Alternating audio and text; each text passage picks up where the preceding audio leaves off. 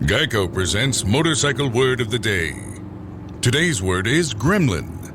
Is a gremlin an unknown and persistent mechanical issue? Or is it something large that gets caught in your teeth when you ride with your mouth open? As in... Man, I gotta stop singing 80s power ballads when I ride. Ugh, keep getting gremlins in my teeth. See? Geico Motorcycle. 15 minutes could save you 15% or more. This Father's Day, let Dad loose at Lowe's. He's never seen a to-do list he couldn't tackle, and we have all the power tools and outdoor power equipment he needs. Choose from more than 50 Cobalt 24-volt max tools, including the Cobalt 24-volt max brushless drill kit. Was $159, and now you can gift it for just $89. Plus, Dad can shop Lowe's in-store, online, or through our app. Lowe's, the perfect gift for Dad. Offer valid through 6/23 while supplies last, U.S. only.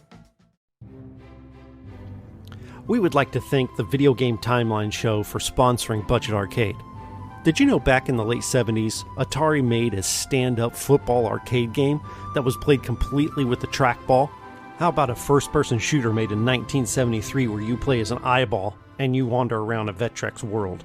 This hobby we love has been around for 50 years, and you don't know where you're going if you don't know where you've been. So I do recommend you check out the Video Game Timeline Show, where Jack and Evan will take you through the weird, the fun, and the interesting that the video game industry has to offer.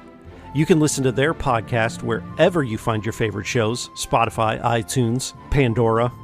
I recommend you start with the episode called Football and Fire Truck. Since Jack and Evan are from the UK, they aren't familiar with the rules of American football, and it's fun to hear them try to figure out how to play an American football game with nothing but a trackball. So that's the Video Game Timeline Show, wherever you get your podcasts.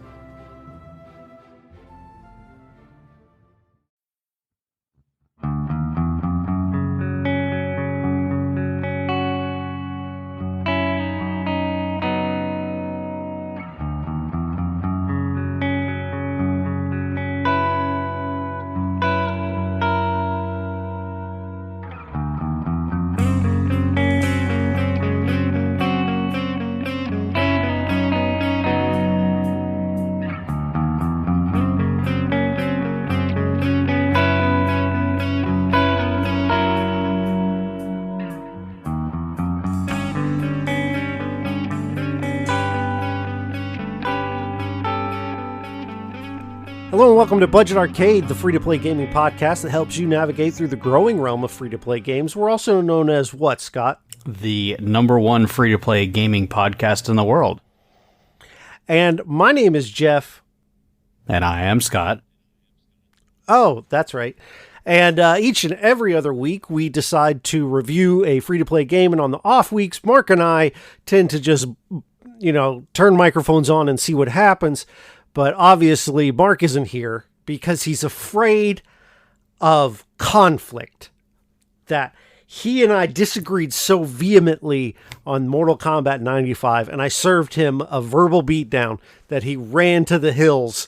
And so when it comes to reviewing Mortal Kombat 2021, Scott is the only one brave enough to step up. Not only did he run to the hills, but he ran to Elliot, of all people, and decided to do a episode with Elliot on Crossing Streams.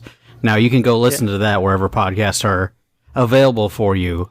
However, this will be the better review because as Mark's track record shows, as of last episode, he gave a thumbs down pretty much to both games that we reviewed, and he was completely wrong.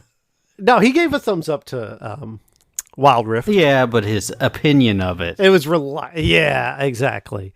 All right. Well, as opposed to this breaking down to Poop on Mark week, we did watch the 2021 brand new, fresh out of the box version of Mortal Kombat.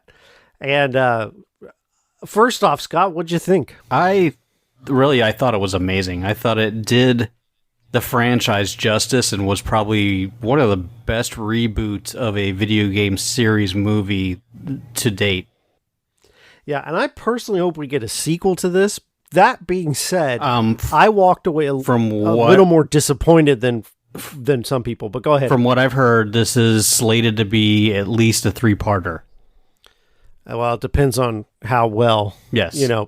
So we'll get into the the hints at where the franchise is going.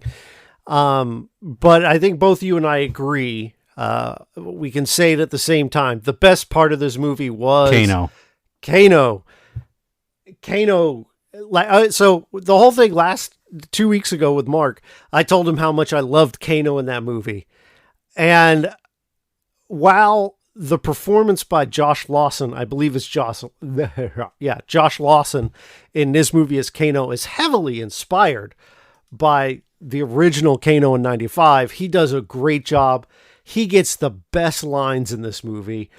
He steals he stole the film. Well, I mean, not just the scenes, but he stole the movie. Yeah, not only that though, because of him, this is an R-rated film.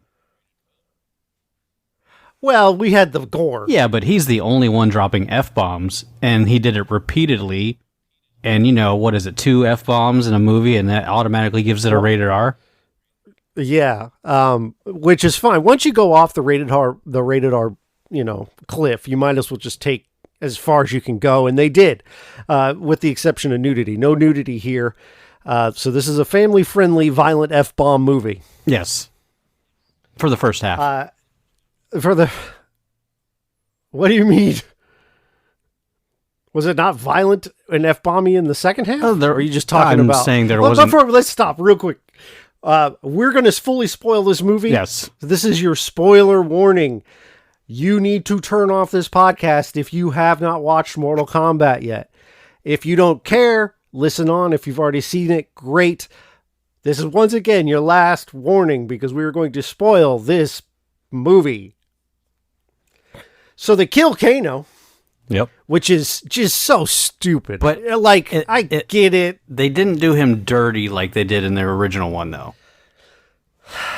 Here's my problem, though. And the same thing I said last time was that he is the Darth Maul of the Mortal Kombat 95. He's the best thing in there, and they bump him off. And Darth Maul is the best thing in the Phantom Menace, and they bump him off. And they did it again. Now, there is more than enough reason for him to come back. I mean, the Netherrealm is basically hell. So when Kano dies, where does Kano go? He probably goes to hell. But they did a really great twist with Kano. So I'm going to spend the whole movie talking about Kano or the whole podcast talking about Kano because largely, who else stood out to you? I mean, obviously the movie followed the lead, Cole, and he's not even in the MK franchise to begin with. And I'm surprised, I'm really surprised that they didn't drop his character into the Mortal Kombat 11 game at the release of this movie. I hated the lead. I hated Cole. He's boring and whiny, and he doesn't want to be there. And it's not... he's so... bleh. Yeah, but... See, that's my problem. If you take... He was just a vehicle to bring Scorpion about. But you didn't need that. You had Scorpion. You know what I mean? You're already immortal. He's immortal. We didn't need him. All right. So the Cole is here to be the eyes of us, the average person, learning about Mortal Kombat. Right. So this movie is going to explain the general lore of the Mortal Kombat world to everyone else. So you have basically the same thing that you're used to. You've got your 10 tournaments, and when one side wins 10, the other side gets invaded. And of course, the Netherworld has won 9 straight tournaments. And so it's the same setup that you're used to from 95. Correct. I think the only difference in this one was how the fighters were chosen. They were either born with a mark that signified that they were chosen for Mortal Kombat because of their lineage, or if they happened to kill somebody that had the mark, they would inherit the mark from that person. And that's my second favorite thing about this movie. Yeah. Okay. Kano's number one. I loved the logo, the symbol being this mark. And of course it's reminiscent of the original Mortal Kombat logo that acts as them being chosen, but it can be stolen. So Kano isn't even a chosen one. That's what's so great about Kano. They nailed one thing in this movie. And so Kano is chosen because he killed one of the actual chosen ones. He's not even supposed to be there. And he's a criminal and he's a dirtbag and he's awesome. So, like, and he's, like Scott said, he's cursing up a storm. He fights Reptile at one point, and now Reptile is closer to what I would consider Lizard from Spider-Man than what I would consider Reptile from Mortal Kombat. Well, I mean, the later renditions of Reptile, that's spot on, because he's just a lizard. Whereas in the original Mortal Kombat, he was another iteration of the Sub-Zero looking character, the Scorpion looking character, the Smoke looking character, all that, the Shadow Ninja style was what Reptile was in the originals. But I know, like, as the Mortal Kombat franchise has gone on, like in MK11, he is actually a bipedal lizard man. Yeah, and I think that's part of my old school Mortal Kombat showing through. And maybe it's why I didn't quite like this as much as some other people are. Because I like the costumes from Mortal Kombat 95 for Sub-Zero and Scorpion. They look like the ones from the video game. And here, they don't look bad. And Sub-Zero is one of the other strong points of this movie. He's properly evil. He is the antagonist along with Shang Tsung, but Shang Tsung almost plays like a bit part. Yeah. That's what's frustrating to me about this movie, and is if it feels like the first part of a trilogy, like you said, but it felt like a piece of a movie. So I'm going to put on my mark hat here, and I'm going to say that this movie tries to tell too many stories. You've got your Sub-Zero Scorpion story, and then you've got your Cole story, and then you've got your Kano. Just take Cole out. Yeah, but I mean, there's multiple stories that are intertwining in this, where, you know, that because of the way the movie starts, you think that it's basically the Sub-Zero Scorpion story, which it basically is, and then you've got the Mortal Kombat sprinkled in there as well. Yeah, I agree with that. And it's just, I don't know, it felt like, you know how when you watch, like, now I haven't seen the new Kong versus Godzilla, but you remember watching Alien versus Predator? Yes. And they have all these human characters that we don't care about, right? Well, don't get me started on that movie. Well, I'm not, but my point is I don't care. I don't need them in the movie. I just need aliens fighting predators. And that's Cole in this movie. Cole is the annoying human characters in these big monster movies that we don't care about, but they feel like they have to put in there to move the story forward. All I needed was a tournament where they fight, right? And you want to talk about Kano not being, you know, done dirty like he did in the other one. They did Goro dirty. This is true. Goro is, and again, now, the perspective from maybe people who are more fans of the newer games might differ for me, because I'm not as big into those. But to me, Goro is like Shang Tsung. You've got Shao Kahn, Goro, and Shang Tsung. Those are the big three baddies. Yes. And I know Quan Chi comes along later, but that's about where I start fading out. And Goro's barely in this movie. This is true. Yeah, they kind of did him dirty on this. Goro in this was... Oh, who was one that was barely in the first movie besides Kano? Kano had, you know, the big part, but was taken out early. But Goro, to me, his part felt... I'm blanking on the original movie, but there's definitely a character that they either took out too early or didn't get enough street time. I think you're thinking of Annihilation, because there weren't any, to me, Kano's, to me, in the first movie was the one that was taken out way too early, but he at least had something. Kano in this is like, you forget that Kano even exists, because they're more concerned about villains like Cabal. Yeah. Who cares about Cabal? And he doesn't even look great. He looks like a dump. I wrote it down. I said, this is how I would describe Cabal. I said, it's a homeless predator voiced by the poor man's Ryan Reynolds. He's awful. I would say so. That's accurate. Now, the other note I wrote, is that Outworld is not a character in this movie. You're barely ever in Outworld. And there's a point in the movie where Jax is fighting some guy with a hammer, which I'm sure who fans was of the more who was modern that games guy? know. Reiko, Reiko. Is he in the franchise? Because I've never seen him before. Let's see. There was a couple of characters. There was him as well as the harpy looking chick. She's in the series because, well, let me, Reiko's in the series. He came about in Mortal Kombat 4. And again, that's about where I fell off, was because 1 through 3 are excellent. And the Mortal Kombat trilogy is great. So Reiko started in 4, and then Natara was the harpy. And you talk about getting done dirty. Yeah. So we got to talk about this scene because this is one of the other great scenes. Like, this is a mixed bag for me personally, but they did the violence correctly, right? Agreed. Mortal Kombat movies need to be rated R. And Natara is also from the games, and she is a harpy character. So Kung Lao is one of the worst parts of this movie because he has this punchable face. I hate his guts, and I wanted Kano to rip his heart out. I do get to see, though, when he fights Reptile, Kano does his fatality from Mortal Kombat 1, where he rips out Reptile's heart, which was awesome. Yes. So, Shang Tsung and Kung Lao, and if you don't know who that is, Kung Lao has a razor blade hat. And Shang Tsung calls in backup. He's like, I've got something for you that's going to kill you.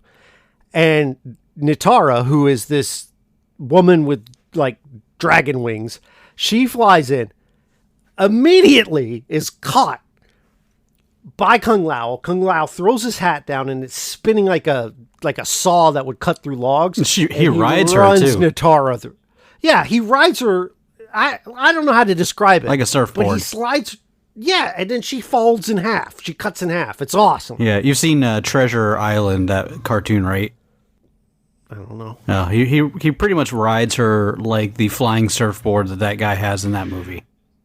And then just it's great. Drops her right into the ground where his hat is spinning like a buzzsaw.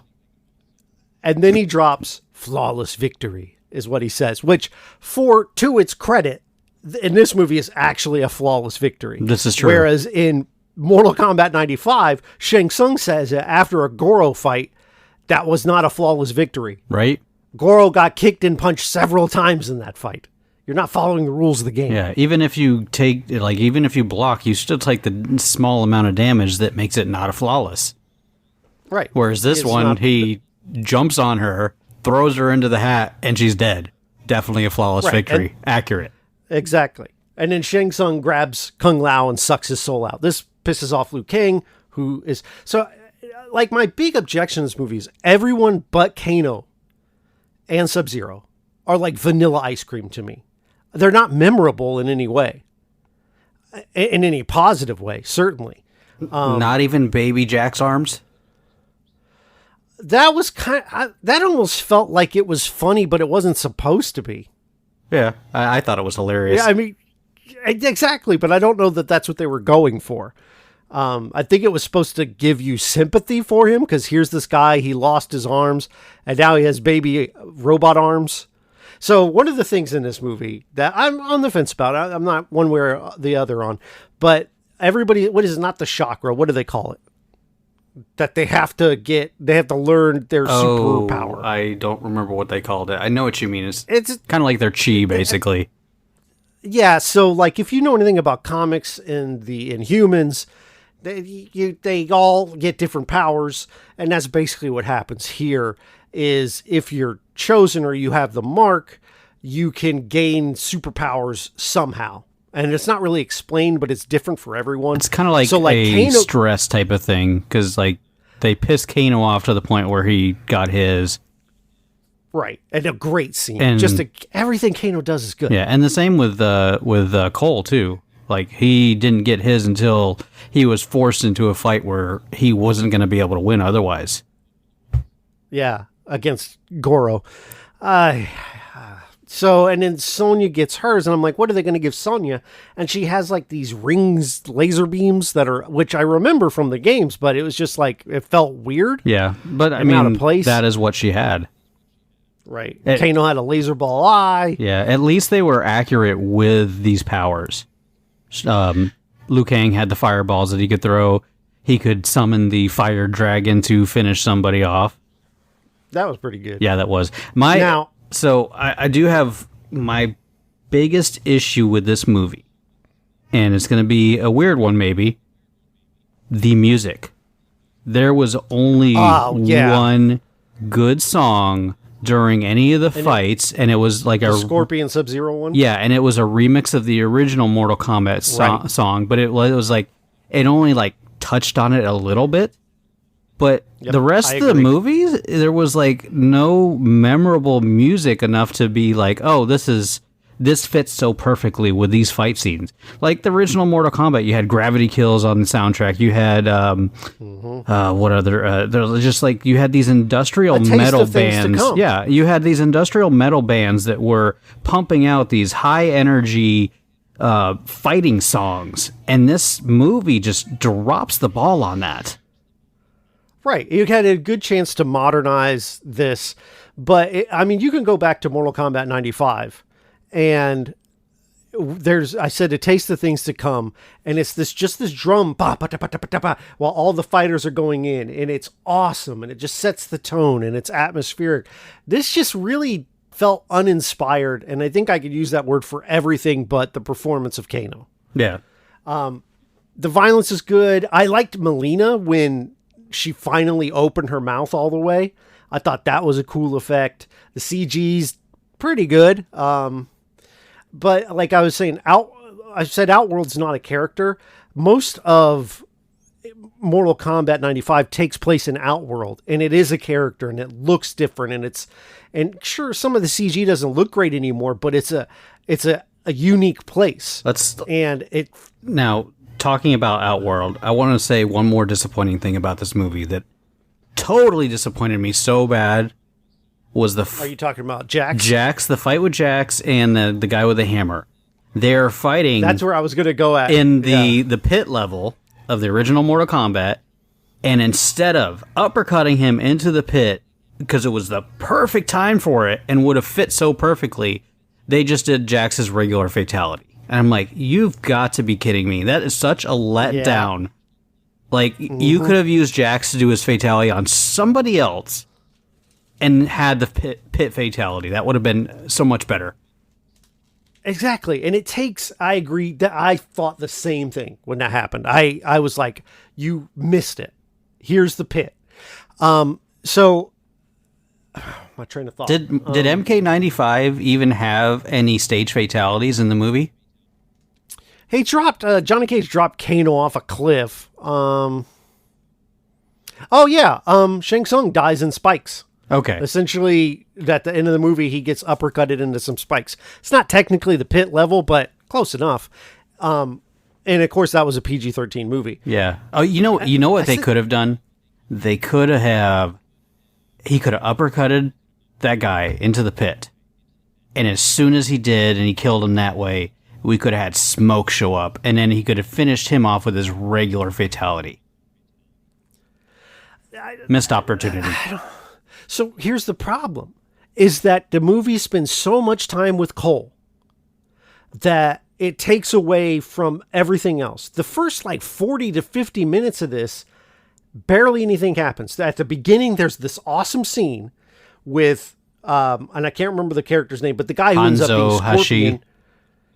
Yeah, he takes on Sub-Zero, and it's this great fight, and it sets up Cole's sort of origin a little bit. But again, I don't think you do without Cole. And it's really great, and it's violent and wonderful. And then you spend so much time with Cole doing stupid stuff for so long. And we got halfway through the movie, and I knew I was going to be disappointed because we hadn't even launched into the stuff I wanted. So when we finally get to what resembles a tournament, which it really wasn't, the fights were so short. Yeah. No, you're right. With the exception of Scorpion versus Sub-Zero, it was big letdown in the fight department. Yeah, let's also talk about the weird dynamic between Cole and his daughter. Like, it didn't click to me that was his daughter. I'm thinking it was like his stepdaughter in the beginning. Oh, here we go. No, it's John Wick all over again. Yeah. No, it felt like the way that they like interacted with each other, it felt like it was more like his stepdaughter than his actual daughter. Yeah, I can see that because she was his corner man. He did like MMA in the basement and, whatever. I was so let down that it took so long to get that's the thing. And like the sets that take place in Outworld are so claustrophobic and closed in. Yeah. Like there's no big scenery. Like even when you see this old guy on the throne, I think it's Shang Tsung or maybe some other elder. I don't remember, but he's up on this throne, but there's no scenery around. There's nothing to make Outworld interesting or feel like a unique place. Yeah, his throne is like in the middle of this, almost like a pillar that has a bridge along the you have to walk across the bridge to get to this throne sitting in the middle of a pillar that's over like this the giant pit. And it's like, what is this? And then there's like no like real backdrop, so to speak, behind where the throne is sitting. It was kind of like blah. Yeah. Go back and watch Mortal Kombat 95 and you'll see incredible scenery, great props. I'm thinking of the time that right before the fight between Liu Kang and Reptile in 95, where there's these statues that line the roads and there's flames burning in them. But they look kind of like maybe they were once alive. Like they sort of killed these people and then stuck them on post and now use them as lanterns, which tells you so much about the world and how cruel it is. And it does it so quickly. To me, and this is where I'm going to kind of get to the point. Mortal Kombat 95 to me is superior to this movie because it feels like Mortal Kombat, despite being PG-13 and not being able to do all the super graphic fatalities. I think it's truer to the characters. It has Johnny Cage in it. And now I know they tease at the end of this movie that Johnny Cage will be in the next one. But this movie needed him because if you cast the right person to be Johnny Cage, like Lyndon Ashby was so charismatic and fun to watch, it would add at least one more element because all we had was Kano. And once he got killed, to me, it was like, well, what's left? And the other thing is that the trailer shows off so many of the great things in this movie. It shows off like there's a part where Sub-Zero cuts Scorpion, freezes his blood into a dagger and stabs him with it. That would have gotten me out of my seat in the theater, but it was in the trailer. Yes. And I knew it was coming. And the weird thing about that, almost that entire fight scene was in the trailer, but they didn't show Cole one time during that fight scene in the trailer, which is interesting. Cole, I don't get it. And the problem is they've set him up. So the end of the movie, he's being put on a mission to go find more warriors. And they hint strongly that the first person he's going to go see is Johnny Cage.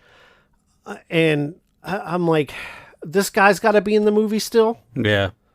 Well, and I hope they do to him like they did to Johnny Cage in Annihilation and kill him immediately. Or maybe like Kano comes back from the dead and kills him to get a mark back. I don't know, but just get rid of Cole. He's awful. I would like, or sorry, no. I mean, I did like the fact that there wasn't a single chosen one, like in MK95, where Liu Kang was quote unquote the chosen one. Right. Whereas this one, if you have a mark, you are a chosen one. So that was nice that there was multiple chosen for the Mortal Kombat, whereas instead of just the one person. And did they? I don't remember. Like other than Sub-Zero and Scorpion, they didn't really show off any other characters' powers. Maybe Liu Kang did. I don't know. Did he throw a fireball in the first movie? Oh, in the first movie, he does kind of at the end. It's this little graphical thing. I mean, it's borderline, but no, not really. Yeah, so those were the only ones. They kind of like, I liked how they showcased the characters' powers more off in this movie because they could. The CG's up to date where you can do stuff like that, and it looks fairly realistic. Yeah, I have no real problem with the special effects. It comes down to I really wish the characters were better and more fleshed out. I wish Cole wasn't in this movie. They could have just made Liu Kang. They could have done this same story with Liu Kang, where Liu Kang is the guy who doesn't know about Outworld, and Sonya and Jax bring him in, and then we can kind of condense that or remove it completely. Why not have the world already exist? Just the first 45 minutes of this movie don't need to be here. No, they should have. You know what? You know what it should have been? It shouldn't have been Cole. It should have been Johnny Cage in that role. Yes, exactly. It could have been, find some comedian who can throw a halfway decent punch, who's super handsome. And nowadays, with the training that these actors go through to learn how to do this stuff, they could probably train, cast The Rock. Oh, yeah. Now granted, that's a lot of money, but if The Rock was Johnny Cage, and then he's kind of big, but he would be able to pull it off, though. I think so too, because he fits Johnny Cage, right? Oh, yeah. He'd be able to be that charismatic guy who can also play, he's too big for his britches, and he's signing autographs, and all right, so, and yes, that fixes the film. What current wrestler would you put in the role of Johnny Cage? I don't know, because there's only 3 of them that can act, right? The Rock, who's not really a wrestler much anymore, Batista, who's not really a wrestler anymore, and John Cena. John Cena might be able to pull it off. And he's big enough to... He's funny. It doesn't fit perfectly in my brain. I like The Rock a little better because of his swagger. And granted, he'll get butts in the seats, but also granted, he costs $15 million, or however much he gets paid. But, I would almost maybe look... I don't know. Lyndon Ashby, I'd never heard of him before, but he was perfect as Johnny Cage. So they'd probably just find someone I've never heard of who auditions well and can do some martial arts. Well, since he's not doing Captain America anymore, we could always get Chris Evans. Chris Evans would be really good. Yeah. And he's already built for it too. And he has that not so much with his Captain America roles, but his basically everything else he's ever played. That would work really well. Yeah, his Johnny Storm, he could pull over to Mortal Kombat for Johnny Cage, and it would work well. I like that a lot. Yeah, so we just fixed your movie. Now, if a sequel comes out, I'm going to watch it. And I don't hate this movie as much as it sounds like I do, but I was really ready for it. I was so excited, and I prefer 95. I think it's more fun. It's better.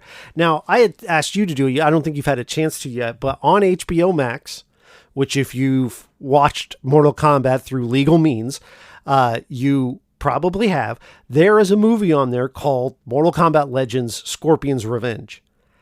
It is way better than this movie. It's it focuses more on Scorpion versus Sub-Zero. You do have Liu Kang, and you have Sonya, and you have Jax, and you might even have a similar number of characters, but there's no Cole, and it's just a lot more violence, a lot more fighting. It's wonderful. Go watch that, and hopefully that there is going to be a sequel to that. The guy that made it says he has plans for 3, but I don't know if it made enough money. But anyway, go watch that. It's way better. No, I gotta say, as much hype as there was around this, I was not disappointed. I did enjoy the movie. Yeah. I mean, it... And Jason from Film Soliloquy feels the same way. He's like, I don't understand why people don't like it. And I get that. And also, it could be that people probably maybe saw Cabal or that guy with the hammer and be like, oh yeah, I don't know who they are. If they're not in Mortal Kombat 1 through 3, I'm totally lost. Yeah, no, I get that. Well, was there anything else to say about this movie. Shang Tsung is not as good as the Shang Tsung from the original one. I thought Raiden was fine. Sonya's about the same. So my biggest problem with the original MK was the fact that none of the actors were built like any of the characters. Because, that wasn't a thing back in the 90s where an actor would go so far to do a role that they would like put on a lot of muscle and look the part. Whereas I think these characters look the part, except for Sonya. She still could have been bigger in my opinion. Well, I thought Liu Kang in the original, he had a nice frame. Yeah, no, he did. But he was also actually a martial artist to begin with. Right. That really helps.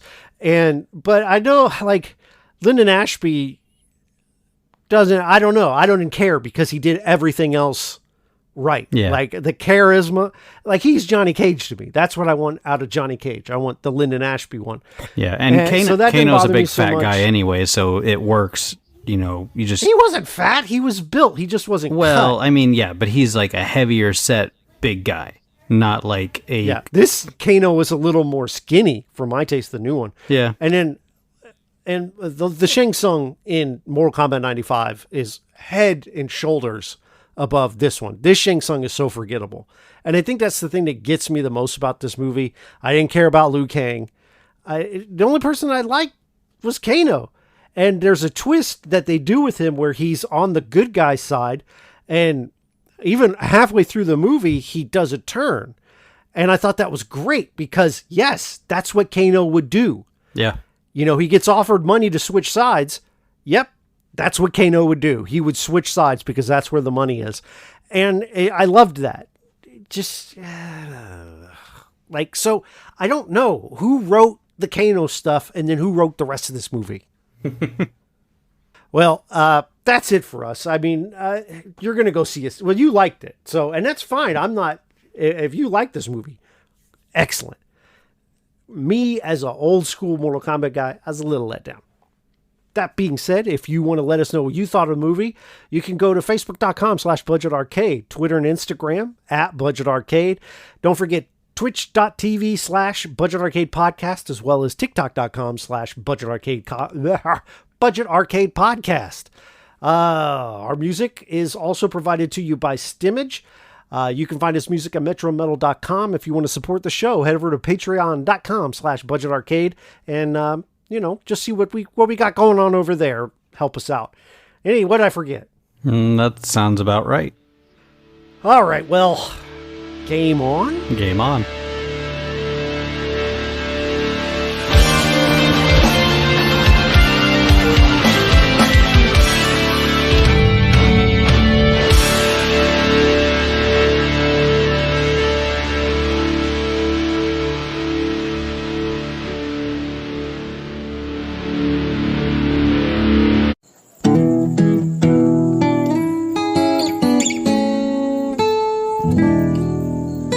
Imagineville Podcast Network.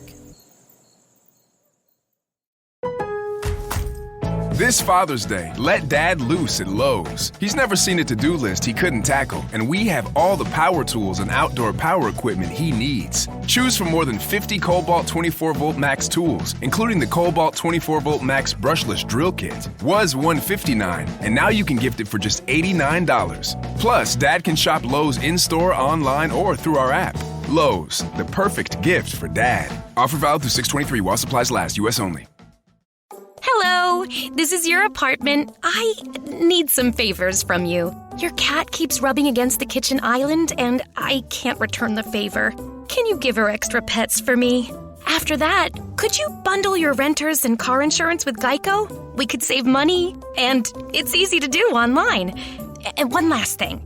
Could you leave the TV on during the day? I need to catch up on my soaps. Geico. For bundling made easy, go to geico.com today.